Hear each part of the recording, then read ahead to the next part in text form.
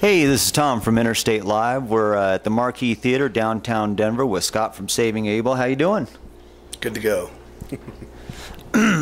So how's the tour going for you guys so far?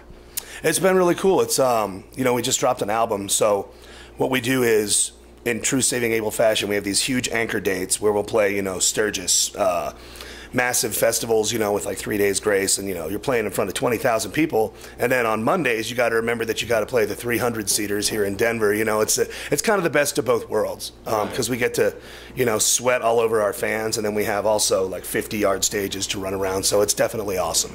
The new album, Taking Down the Giant. Bringing Down the Giant, sorry.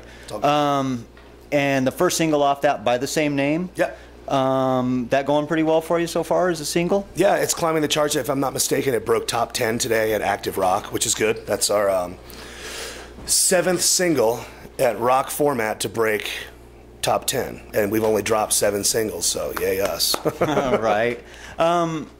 Your first album, Saving Abel, underneath the name of the band, you guys hit gold on that one. Yes.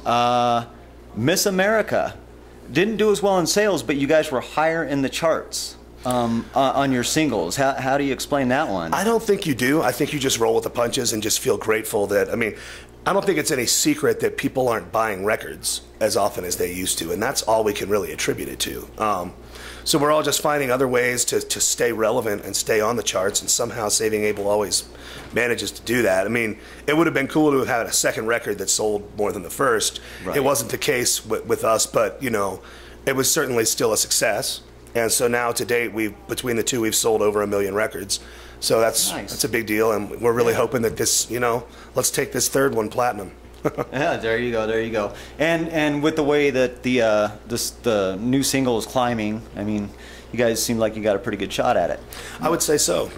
Now the single, watching the video, it looks to be anti-bullying, but also I've heard a couple people wonder if it might not be a tongue-in-cheek thing aimed at big music industry.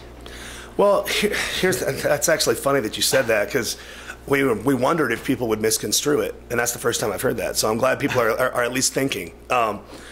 Here's the deal with it. Anti-bullying is not just kids at school. Right. For me, the song means a lot for not necessarily bringing down big music, but just big companies that have wiped out small companies. It kind of crushes the American dream when you can't go open your own small business because there's too many big conglomerates that won't allow it, because there are people that don't remember a time before Walmart. Right. I love Walmart. I remember going for my first time in Hilton Head with my family when I was 7, and I was just like, whoa, Walmart, And I love it, but it's just, it's tough for the American dream, which is, that middle class, okay, I'm comfortably in my 40s, I've got my mortgage almost taken care of, I'm going to take a chance and open my own small business. Right. For me, it means a lot like that. The Giant could be anything. The Giant could be your bills. Yeah. The Giant could be, and here's the deal with music, it's the same thing. All the labels are getting bought out, and before you know it, there are 4 labels that used to be all huge, and now they're together and they're merging, and none of us know what to do about it. But we're certainly not going to take a stab at big music, which ultimately put us on the map. True. Virgin Capitol Records did amazing things for us. True. And we left them very amicably. Okay. And it's a tough time, and we're all trying to figure out what to do to survive, play music, and just do what we do best. So how did the deal come up with the E1? Was that while you guys were recording the album, after? How did that whole thing happen? Well, we're always recording. We knew that with our producer Skid Mills, we had a 3-album deal. Right. So we knew we were going to fulfill that contractually. Even if we didn't have any deal on the table, Saving Abel would be in the studio with somebody making a record. Right. And so E1 kind of heard about it, and we were talking to our label about trying to get out, and not having to worry about a big budget video like we did. Our Stupid Girl video cost us upwards of $200,000. Jeez. Yeah, and it's then before you know it, you're spending an entire summer trying to pay back And we just didn't want to have to do that again. Right. And they agreed with us. So we parted amicably, and E1 found out and immediately scooped us up, and they've been fantastic. Nice. Now, about how you guys are personally, I've heard you guys are down-to-earth guys, barbecues, beer, Mississippi, right? Yeah, I live in Memphis. The rest of the boys, actually, our new drummer, Mike McManus, is a Memphis boy, too. So 2 Memphis, 3 Corinth, Mississippi. Yeah, so do you guys try and like keep a little bit of that home attitude with you while you're on the road, or do you just let loose when you get home off the road?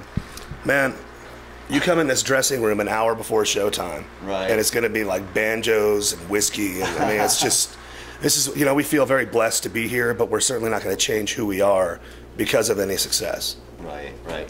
And I heard about on the new album, and you can't always hear it sometimes in the music, but all the instruments you guys pulled out for this album. I mean, I heard mandolin, I heard even washboard or something like that. Washboard. We had at one point, I went in the studio and we were trying to get some sort of weird, like Louisiana swampy sound. And we were calling people, we were going to put together some sort of weird rhythm section where we were going to have people with like acorns and shakers and like, you know. And then we were like, man, we can do this ourselves. So I came in after a break and Jason had a freaking 5-gallon water jug and he was going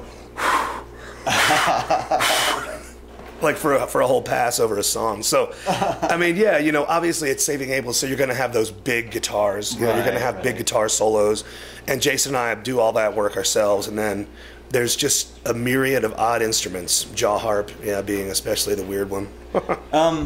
How did the writing go on this album, or actually any of them? I mean, do you guys come up with music ideas, and then Jared puts lyrics to them? I mean, how do you guys go about? And also, I heard you guys had 40 songs or something like that for this new album, and had to pick and choose. We did. I think it was more like 25. Okay. There were a lot of ideas. There's always a lot of ideas with Saving Abel. And Skid Mills has been great because he sort of sifts through it, and he's like, okay, you have derailed. I'm going to let me work with this, you know. And so Skid's been really good at helping us sift through everything and get our ideas straight. And sometimes it starts with a concept. Like I had one song called Constantly on the record where I really wanted a piano ballad. I had the music pretty much done, and I had a melody. And it was originally about like an ex-girlfriend of mine, and I was like, the music is so, it was kind of a weird breakup, so I was like, man, the music is too pretty for her. Like we gotta so we kept the music, and then we're like, what's this gonna be about though? And we're just sitting around, and Skid and I started talking about like that time when you graduate from high school and like you don't know where you're going, what you're doing, but you know, there's always that one group of friends, which I still have, that you actually manage to stay in touch with. Like, they're constantly a part of your life. Right. And so Skid ran with that and came back with the idea Constantly. And I was like, yeah, let's go, you know. So that was one instance where that happened. Sometimes Jared will just, I mean, Addicted. Right. Jared walked around singing that without music. You know, I'm so addicted to, for like 2 years. And I'm like, dude, shut up. Like, I get it. Like, we will write it. It'll happen. And then one day it just happened, and then it changed for us, you know. So there's no right or wrong way to do it, but we're just, you know, we just roll with the punches. Right. That was the song. Addicted was basically the song that I guess you could say broke you guys out. Absolutely. It's still the biggest single we've ever had to date. Yeah. Well, we'll see about that though with Bringing Down the Giant. I mean, it's climbing. It's climbing. I was looking at the Billboard. I think it was the Hot 100 or Active Rock charts earlier, and I think you guys were sitting like at 14 or 15. It goes. It's when you got those daily charts, and then you've got the weekly chart, and we're nearing top 10. I know that, and I hear tomorrow we'll find out where we are. I think we're supposed to be inside top 10, but I don't want to jinx it. So where do you guys head out of Denver? Well, we're going to be here for the night because I don't know if you noticed, there's no trailer on the bus.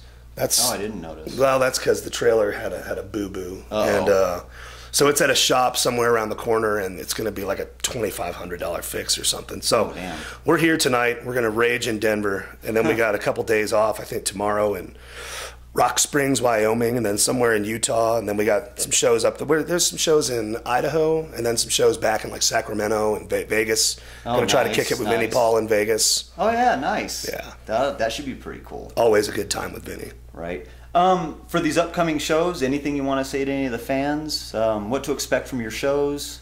Well, we got a new drummer, and it's just a different dynamic. He just kind of controls us, and it's a tighter show and we're just gonna melt your face, fans. So Nice. get ready, you know, and we'll see you on the road. Hell yeah. This is Tom with Interstate Live, talking to Scott from Saving Abel. We'll see you later.